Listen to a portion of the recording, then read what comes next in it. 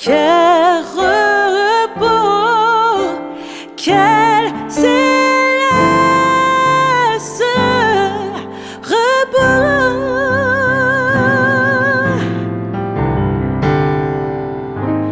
Quel repos céleste quand enfin, Seigneur, auprès de toi j'aurai ma place après les travaux, les combats, la douleur. À jamais je pourrai voir ta face. Quel repos,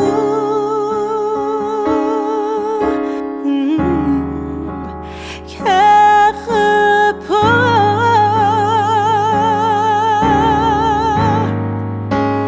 quel repos, quel céleste repos.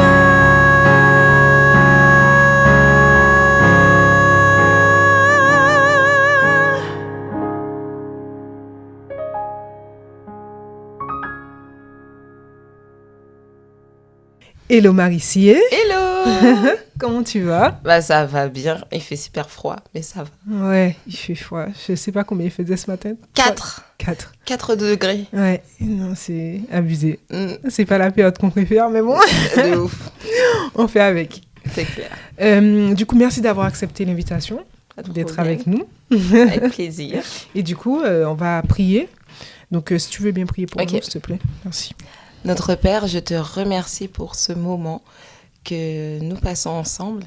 Seigneur, que tu puisses être le chef d'orchestre de ce moment, qu'on puisse avoir les yeux fixés sur toi et que nos paroles, que tous les mots qui sortent de notre bouche puissent toucher les gens. Au nom de Jésus, pour ta gloire. Amen. Amen. Amen. Ok, Marissier, dis-nous qui tu es. Alors, je suis une femme de 36 ans.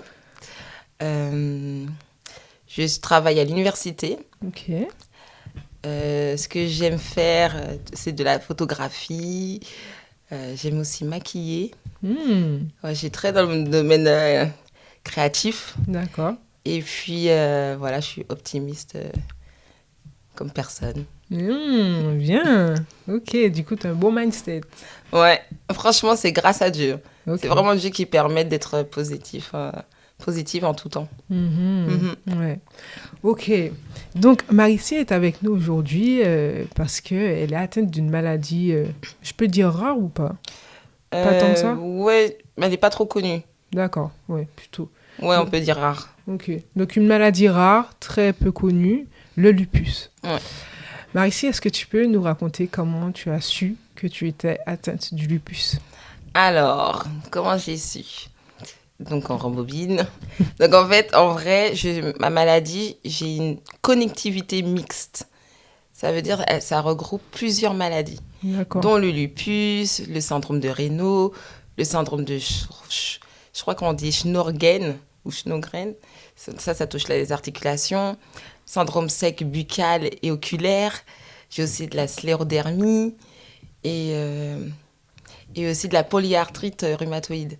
Donc, en fait, les mains sont bloquées comme ça. Voilà, j'ai tout ça. Et donc, comment j'ai appris ça? C'est vraiment en Belgique, pendant mes études. Donc, je faisais des études de kiné. Il y a combien de temps? Ouh là là, en 2010. Ouais, en 2010. Et en kiné, on fait beaucoup de sport. D'accord. Parce que de base, je suis sportive. Ok. Hein, je suis sportive.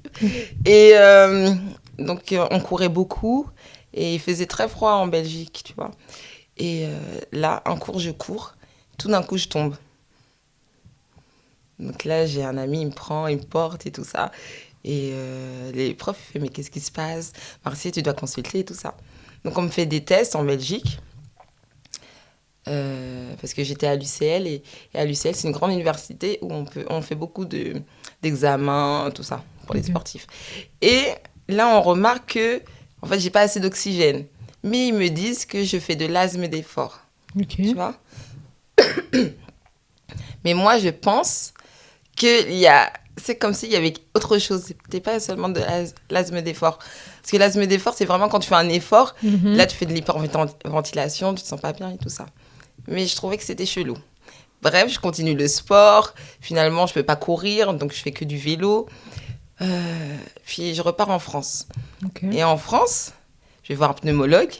Le pneumologue me dit « Mais non, ce n'est rien, c'est juste une infection, c'est rien du tout. » Ok. J'ai fait « Ok ». Je vais pas dire l'hôpital, hein, mais j'ai fait « Ok ». Et puis, 7 ans plus tard, tu vois, je tousse, tu sais, je me sens mal, j'arrive pas à m'habiller, je me sens vraiment pas bien, mais je pars au Rwanda. Ok. Parce qu'au Rwanda, il y avait un effort évangélique, missionnaire. Et là, il fallait prêcher. Donc, j'ai prêché, il fallait prêcher pendant 1 mois. Oh. Donc, tous les jours, je prêchais, mais je ne toussais pas. Mais par contre, les autres jours, dès que j'arrêtais de prêcher, je toussais. Je toussais. On dirait comme si j'avais une grosse maladie et c'était trop bizarre. Ok. Et puis, je reviens en France. Donc, quand je vais voir mon médecin traitant, je lui dis, bah oui, je tousse, je me sens pas bien, j'arrive pas à respirer. Il me fait, ah oui, donc comme tu reviens dans notre pays, du Rwanda, je vais te faire des examens. Ok. Et depuis le départ, parce que avant ça, j'avais déjà été le voir 7 ans plus tôt. Ok. Jamais il m'avait prescrit des examens, À faire. genre scanner, tout ça, jamais. Pour lui, c'était rien du tout. Mais là, comme je revenais d'un autre pays, on me dit, oui, peut-être tu as pris une autre maladie, tu vois, des préjugés comme ça. Donc finalement, ces préjugés m'ont poussée à faire des examens. Genre, j'ai tout fait. IRM, tout. Et c'est là qu'ils ont su que j'étais atteinte d'une connectivité mixte, D'accord. que j'avais des anticorps qui combattaient mes autres anticorps et qu'il y avait un problème avec mes poumons. Ok. Donc, t'imagines, 7 ans plus tard, genre, c'était en 2016. Ok. 2016. Et au début, tu vois, quand j'étais à l'école, en kiné, je disais au prof que n'allait pas, que j'avais aussi de la natation. La natation, je pouvais faire que deux allers-retours, voilà, de longueur. Et je disais à la prof que je ne peux pas, je n'y arrive pas. La prof, elle me dit, mais non, ce n'est rien. De toute façon, t'inquiète, tu arriveras. Allez, vas-y. Je lui dis, non, je peux pas. Et dis-toi que j'ai passé un examen, genre j'ai nagé, puis je me suis noyée. Non. Et même la prof, elle est là en face de moi, puis elle fait, allez, Marici. Alors que tu te noies. Et moi, je me noyais. C'est moi, je me noyais. Et c'est ma pote qui a sauté pour me sortir. Oh là là. Et c'est de là qu'ils ont dit, ah oui, peut-être Marici, je comprends. C'est le directeur, hein, pas la prof de sport. Hein. Le directeur me fait, Marici, tu dois venir me voir. Ok. Et il regarde mon papier, parce que tu vois, les examens que je t'avais dit, que j'avais fait à l'UCL et tout ça. Et ils regardent et ils me font, mais Marici, t'es malade. Mais pourtant, tu souris. Tu as l'air bien. Mais quand on regarde ton papier, bah en fait, tu sais pas respirer. Et là, je leur dis, mais c'est depuis le temps, je vous le dis, en fait. Tu vois? Ouais. Et c'est là, quand tu sais, t'es malade, t'as quelque chose, faut vraiment insister. Faut se battre. Parce que c'est toi qui vis avec, tu vois. Et personne ne peut être à ta place. Parce que des fois, quand on te regarde, on peut dire, ah, ça va bien, elle sourit et tout ça. Mais en vrai, j'étais en PLS à l'intérieur. Dans ton corps, ouais. Et personne... Mais ça, c'est très frustrant que pendant 7 ans, personne ne m'a cru. Ouais. Il a fallu que je parte dans un autre pays pour que là, on me dise, ah oui, on va te faire des examens. C'est là qu'ils ont su que j'étais malade. Tu vois? Ouais, je vois. Mais en fait, c'est fou, tu sais, parce que des fois, ça arrive qu'on ait une petite douleur en quelque part. On se dit, bon, c'est pas très grave, on va voir ça après, je vais voir le médecin après, etc. Et en fait, finalement, il faut insister. Parce que sinon, après, la maladie s'épand. Bah, c'est clair, parce que tu vois, si Ça on dépend, avait pardon. su... Oui, si on avait su 7 ans plus tôt que j'avais ça, peut-être ça aurait une... Voilà. Moins d'impact, d'autant Ouais, d'impact. voilà, Ouais. exactement. Parce que là, j'ai eu ça en 2016. Un an après, j'ai fait un pneumothorax. Donc, ça fait que j'ai un poumon qui s'est affaissé. Ok. Et puis, là, je suis restée malade un mois. Parce qu'en fait, il voulait plus se regonfler, se mettre à la même hauteur. Ok. Donc, je ne pouvais pas sortir de l'hôpital. Hmm. Et donc, finalement, j'ai fait ça 3 fois. Donc, et en plus, ça fait très mal quand ça se dégonfle, tu vois. Et surtout, tu respires encore moins. Puis, on doit te mettre des tuyaux ici qu'on perce là. Et ça fait archi Donc, mal. tu as des tuyaux dans le corps. Et j'ai des trous, j'ai 4 trous ici. Non, mais franchement, ça faisait archi mal. En fait, c'est un système d'aspiration. Je suis pas infirmière, mais bon, des trucs comme ça. Et donc, finalement, comme j'ai eu ça 3 fois, on m'a fait un talcage. Donc, c'est une opération où on m'a mis de la glu chirurgicale à un de mes poumons. Et donc, pour qu'il reste bloqué. Voilà. Je vois ta tête. Non, mais ouais, donc j'ai un poumon collé. Ok. Et voilà, donc là, ça va mieux. D'accord. Tu vois, Ouais, il se c'est- dégonfle pas et tout ça. Bon, j'espère que celui-là, il va pas se dégonfler. Pour la Parce race que des pour de yeux. vrai, ça fait super mal. Ça fait très, très mal. Hmm. Même l'opération, ça fait super mal. Franchement, je souhaite ça à personne. Hmm. Et donc, comme mes poumons, ils sont faibles, donc finalement, parce que à cause du lupus, j'ai une fibrose pulmonaire. Donc, en fait, ça a abîmé mes poumons. Pourquoi j'ai eu pneumothorax et tout ça? C'est parce que le lupus a abîmé mes poumons. Ok. Et c'est pour ça que j'arrivais pas trop à respirer et tout ça. Et donc, une fibrose, c'est comme, tu vois, une éponge qui est un peu dure, Ok. tu vois. Et soit elle a des trous, l'éponge. Mhm. Ben, en fait, moi, j'ai pas assez de... Normalement, tu dois avoir de l'espace pour respirer. Et Ben, t'en moi, as j'ai pas. comme des trous et j'arrive pas à respirer. Ok. Tu vois, l'oxygène passe moins. Mhm. Bon, en gros, faut pas me flageller, hein, les médecins. Mais en gros, c'est comme ça qu'on m'a expliqué. D'accord. Et donc, c'est pour ça que j'arrivais pas à m'habiller, aller me doucher. Parce qu'on prend pas conscience que s'habiller, aller dans une douche, c'est un effort. Ouais. C'est un effort, hein. Même manger, marcher. Le pire pour moi, c'était l'escalier. Hmm.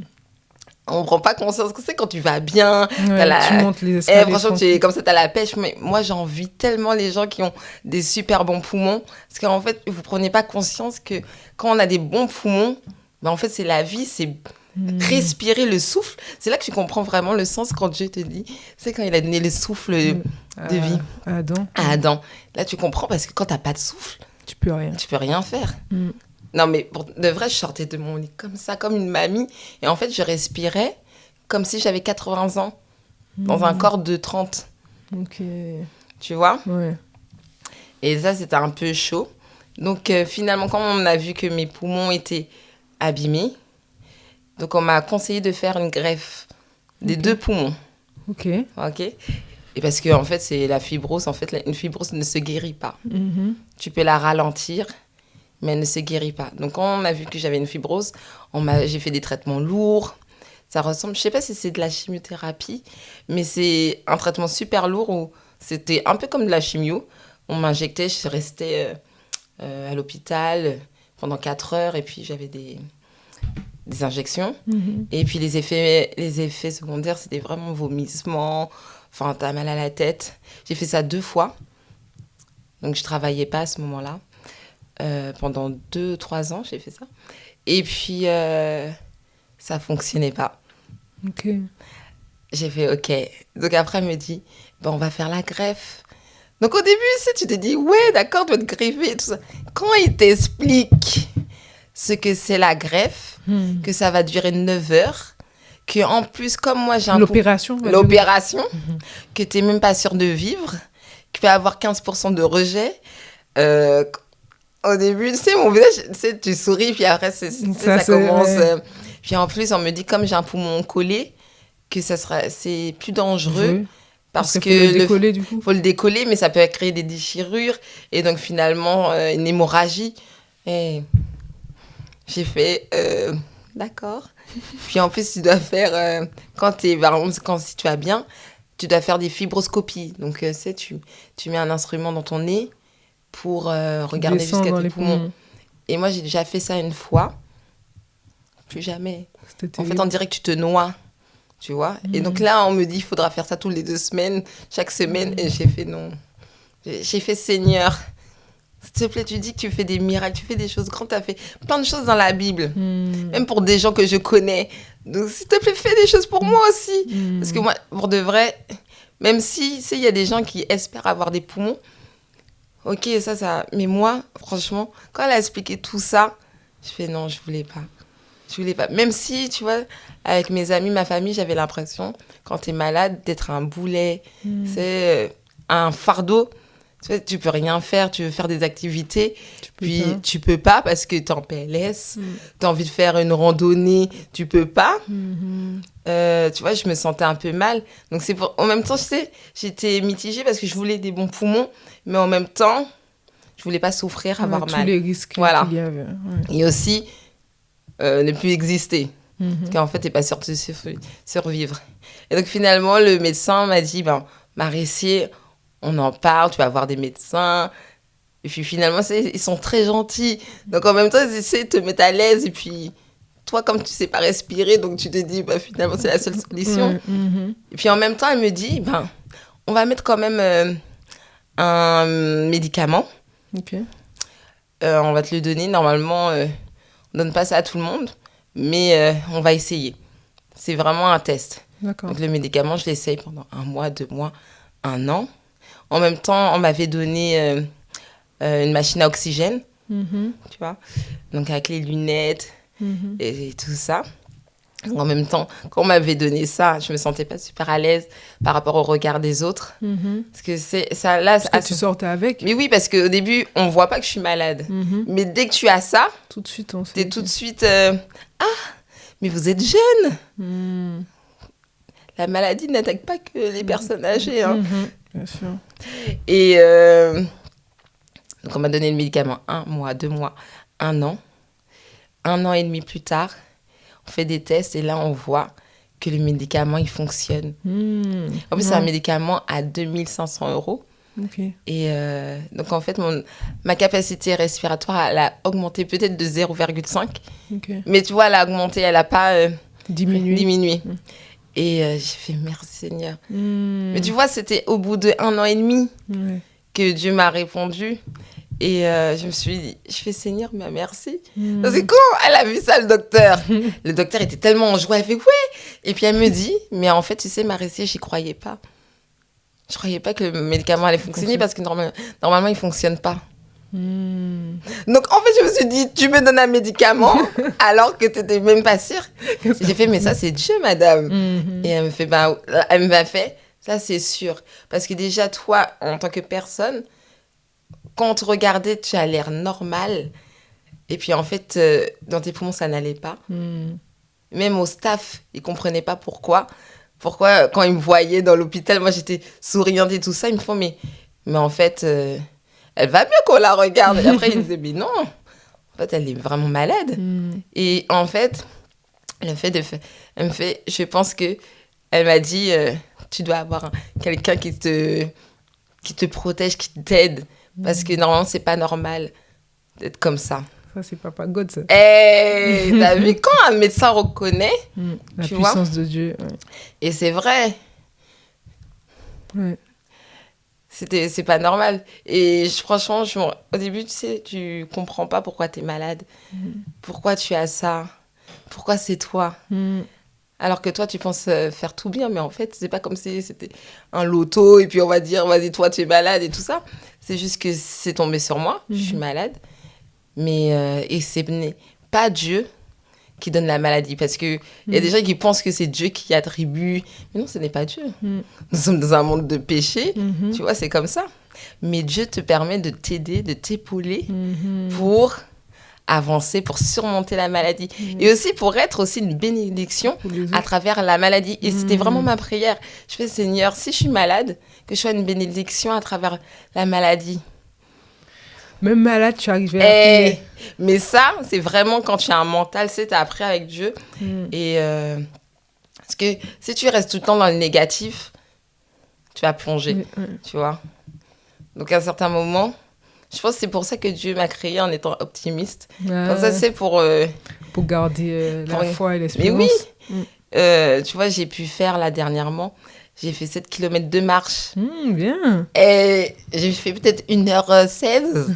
Bien. Tu vois, Ouais. et je me suis dit, c'est des petits Détails. des victoires que Dieu me permet de faire. Et je me suis dit, même si t'es malade, tu peux faire, Marissie. Donc, je me suis entraînée avec mon kiné et j'ai réussi. Mon kiné, il était tellement... Il me fait, ouais, Marissie, et tout ça. Et je me suis dit, peut-être c'est rien pour des personnes, mais pour moi, c'est une grande victoire parce qu'il y a peut-être 3 ans, 4 ans, je n'arrivais même pas à monter 10 marches. Tu vois. Et peut-être c'est rien pour les gens. C'est pour ça qu'il faut se battre parce que Dieu, quand il te dit, tu vois, il a versé plein de bénédictions pour toi. Ce n'est pas des paroles en l'air, c'est qu'il a vraiment versé ça. Et tu vois, il y a la chanson de Souffle Nouveau qui dit que Dieu a fait des projets de paix. Alors saisis ton avenir. Et ben c'est vrai. Comme il a fait des projets de paix, tu dois pas rester dans l'inaction, tu dois agir. Tu vois. Tu dois briller, il faut vivre. Et pour de vrai, il faut vivre. Quand tu as des poumons, faut pas les abîmer. Et franchement, tout ce qui est cigarettes, drogue et tout ça, manger mal, je sais pas. Franchement, il faut prendre soin de ce qu'on a, soin de son corps. Bon, j'avoue, je vais toujours dans les fast-food. Mais je fais attention maintenant, tu vois. Et il faut prendre soin de son corps. Parce que quand on n'a plus de poumons, hein, quand on ne sait plus respirer, c'est là qu'on voit le manque. Tu vois. Incroyable. Ouais. Incroyable. Ouais. Et quel a été le moment le plus difficile pour toi? Est-ce qu'à un moment, tu allais potentiellement mourir? Alors, le moment qui était le plus difficile pour moi, c'est vraiment quand j'ai eu le talcage. Tu vois, quand je me suis fait opérer des poumons. Donc, j'étais à l'hôpital. Et en fait, on t'anesthésie le dos, enfin les muscles du dos. Et quand l'anesthésie part, et ben, tu as toutes les douleurs qui remontent. Et en même temps, j'avais une aspiration là, au niveau du cœur, et en bas. Donc, j'en avais 2 ou 3, je m'en souviens plus. Et quand je te dis que j'avais mal, donc dès que je toussais, on dirait comme si on m'arrachait la colonne vertébrale, c'est pour la remettre. Non, c'était... Non, pour de vrai, je pleurais tous les jours. Tellement que ça faisait archi mal. Donc, je voulais tousser, parce qu'en même temps, on m'avait fait une biopsie. Donc, tu avais tout le mucus que tu voulais rejeter. Mais en même temps, dès que tu toussais, ça faisait comme si tu avais une contraction. Non, pour de vrai, j'ai cru que j'allais mourir. J'ai cru que j'allais... Non, c'était horrible. Je me suis dit, mais Seigneur... C'est à ce moment-là que je me suis dit, mais pourquoi j'ai ça? Enfin, pourquoi tu as permis que j'ai cette maladie-là? Moi, j'ai rien demandé. Moi, je voulais bien respirer, je voulais courir dans la prairie. Tu vois, je voulais faire des trucs comme ça. Mais non, il a fallu que j'ai ça. Non, j'ai eu tellement mal. Et c'est à ce moment-là que... quand on m'a donné des Doliprane, pas de Doliprane, c'est des médicaments pour ne plus avoir mal. En même temps, je réfléchissais sur ça, comme j'étais le soir seule chez moi, enfin à l'hôpital, et je me dis, mais Seigneur, c'est là que j'ai réfléchi à la mort. En fait, c'est quoi la mort? Est-ce que j'ai peur vraiment? Et c'est là que j'ai compris qu'en fait, j'avais pas peur de la mort. En fait, j'ai plus peur de laisser les gens parce que ils seront tristes, mais moi, je n'ai pas peur de mourir. Parce que je me suis dit, si je suis prête, si je suis bien avec Dieu, si tout va bien, tu vois, si je me sens prête déjà, bah c'est bon, je vais juste dormir et puis on se revoit au ciel, et tout. Donc, j'avais pas peur. Donc, quand ma mère m'a dit, mais Marissie, est-ce que tu es prête à partir? Et en fait, je me dis, mais ma mère, elle est forte, c'est poser à ton enfant, est-ce que tu es prête à partir pour mourir? Et t'as dit ça les yeux dans les yeux. Elle m'a dit ça. Et je pense que j'avais même une amie qui était là, qui m'a rappelé ça parce que je ne me souvenais plus. Et Je me suis dit, ah ouais, ma mère, elle a du courage, hein. Et là, je lui ai dit que oui, T'étais prête à partir. j'étais prête. Oui. J'étais prête. Et pour de vrai, j'étais prête. Et c'est vraiment à partir de là que peut-être ma vie, elle a changé sur la mort. Même quand je parlais, quand les gens me disaient, mais Marie-Cie, ça se trouve... Non, les gens, ils ne parlaient pas de mort avec moi. Ils ne voulaient pas que je parle de mort. Mais moi, quand je leur parlais, ça se trouve, je ne vais pas vivre longtemps. C'est de toute façon, quand tu as une fibrose, tu ne vis pas longtemps. D'après moi. Pas d'après Dieu. Hein. Et les gens, ils me disaient, enfin mes amis, mais arrête de parler comme ça. Et tout ça. Mais en fait, pour moi, c'est rien. Parce que moi, c'est juste dormir, on se voit au ciel, et puis voilà. Et, mais pour les autres, ça peut être difficile. Mais ouais, ma mère, force, elle est une personne forte. Parce que de dire ça à ton enfant, tu sais, tu l'as mis au monde et puis finalement, elle part avant toi. Mais Dieu merci, je suis encore là et elle est encore là. Donc, tu vois. Dieu. Mais c'était le moment le plus difficile. Ok, d'accord. Et du coup, aujourd'hui, comment ça va? Alors, aujourd'hui, ça va mieux. J'ai fait les 7 kilomètres, hein. Enfin 2 fois même. Et ça va. Là, j'ai monté les escaliers pour venir ici. J'ai encore du mal. Je sais que, enfin, pour les hommes, je ne vais pas guérir. Mais moi, je crois que je vais guérir. Peut-être le corps ne va pas guérir. Peut-être ça sera, comment on dit ça, mentalement, spirituellement. Et donc, moi, je sais que je vais guérir dans tous les cas. Et même si c'est dur, maintenant, je peux faire de la randonnée. Mais j'ai un kiné, donc je fais de l'entraînement. Donc, faites du sport. Faut faire du sport. On ne prend pas conscience, mais même si tu es malade, fais un peu de sport. Même marcher 30 minutes, c'est bien. En fait, il ne faut pas être dans l'inaction. Tu vois, l'inactivité. Et parce que même dans ma maladie, parce que j'ai trouvé une fille qui a la même maladie que moi, normalement, je peux avoir les muscles atrophiés. Donc, être en fauteuil roulant. Ok. Et j'ai fait, mais Seigneur, j'ai pas ça. Et tu marches. Donc, finalement, si je fais tout ça, c'est pas pour ne rien faire. Tu vois? Donc, si j'arrive à faire plein de choses, donc Dieu me dit, Marie-Cie, là, tu sais respirer, tu sais quand même avancer, tu sais faire des choses. Ben, fais des choses, travaille pour moi. Fais des trucs, ne sois pas inactif. Témoigne. Et c'est ce que j'essaye de faire. Voilà, petit à petit. Gloire à Dieu, gloire à Dieu. Et tu as vu, là, je parle bien, parce que normalement, je parlais comme ça. Oui, et tout ça, nanana. Et là, j'arrive à débiter. Ah, c'est bien, gloire à Dieu, vraiment. Et du coup, ma dernière question pour tous les invités. Si tu devais donner un conseil à quelqu'un pour lui sauver la vie par rapport à ce que tu as vécu, qu'est-ce que tu lui dirais? Alors, je lui dirais, fais du sport. Et confiance en Dieu. Franchement, Dieu, c'est la base. Peut-être si tu n'y crois pas, demande à faire une expérience avec lui. Peut-être, tu peux lui dire sincèrement, Dieu... Si tu existes, fais ça pour moi. Et pour de vrai, tu as fait tant de choses, essaye de faire ça pour moi. Je n'y crois pas, mais augmente ma foi. Il faut lui demander. Et aussi, il faut éviter d'avoir peur. Parce que franchement, la peur t'empêche d'avancer. Et il ne faut pas se comparer aux autres. Moi, je me comparais beaucoup. Je me disais, les autres, ils arrivent à faire ça, pas moi. Mais en fait, chacun a son...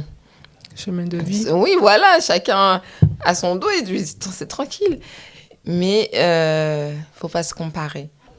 Merci beaucoup, Marie-Cie. Eh bien, merci à toi. C'était un plaisir. C'est partagé. Merci beaucoup de nous avoir ouvert ton cœur et de nous avoir montré ta vulnérabilité face à ta maladie. J'espère que ça vous a béni et que ça vous encourage à marcher avec Christ, même si les choses ne sont pas faciles. Jésus revient bientôt, donc accrochez-vous. Et comme a dit l'apôtre Paul, il a combattu le bon combat, il a achevé la course, il a gardé la foi. Amen. Donc, on vous souhaite une bonne soirée et un bon sabbat. Un bon sabbat. Super, incroyable. Voilà.